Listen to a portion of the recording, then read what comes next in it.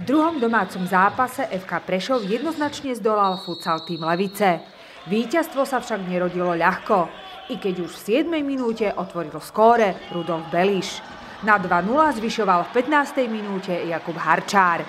Hostia o 3 minúty na to znížili po góle Gabriela Šveca.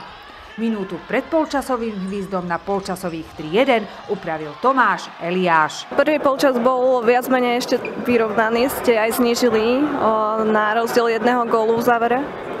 Tak to je zase o tom. My sa nadrieme na ten gól, keď ho už aj dáme, tak inkasujeme behom, ja neviem, minúty, dvoch a zase všetko, čo sme sa chytili, všetko sa rozpadne a zase začíname odznova, zase sa nadrieme na gól.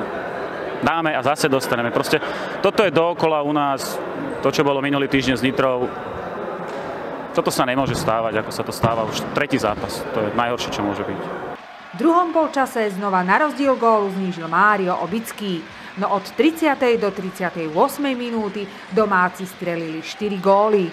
Prvý zaznamenal Jan Adam a po ňom to bol hat-trick Matúša Mihóka. Ako poslední sa tešili z gólu hostia a tým uzavreli skore zápasu na 7:3. Naši hráči, respektíve moji spoluhráči, odvedli vynikajúci výkon.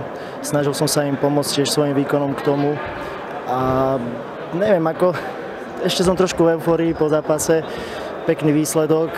Chalani ma už čakajú v šatni, ideme si zakričať víťazný pokrik.